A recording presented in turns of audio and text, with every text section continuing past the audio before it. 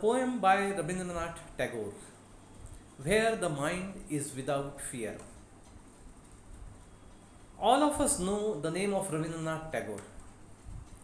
He is the first English writer to get Nobel Prize in Literature.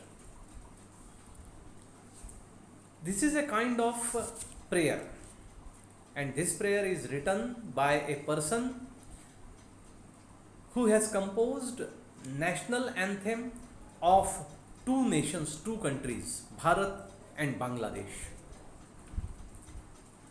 Where the Mind is Without Fear is a kind of dream for Rabindranath Tagore about free India.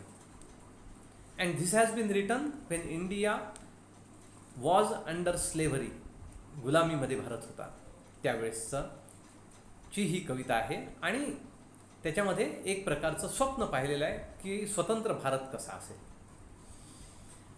सुरुवात केली आहे कवितेची. The beginning of the poem is where the mind is without fear and the head is held high, where knowledge is free, where the world has not been broken up into fragments by narrow domestic walls, where the words come out from the depth of truth, where tireless striving stretches its arms towards perfection, where the clear stream of reason has not lost its way into the dreary desert sand of dead habit, where the mind is led forward by thee into ever widening thought and action, into that haven of freedom, my Father, let my country awake. We see that the poem is only in one sentence in that way. There is no full stop till the last line. And this is beauty of the poem. This is not easy thing. आणि त्यामुळे एक खूप चांगली कविता, एक खूप चांगली रचना असं आपण या पोएमला म्हणू शकतो.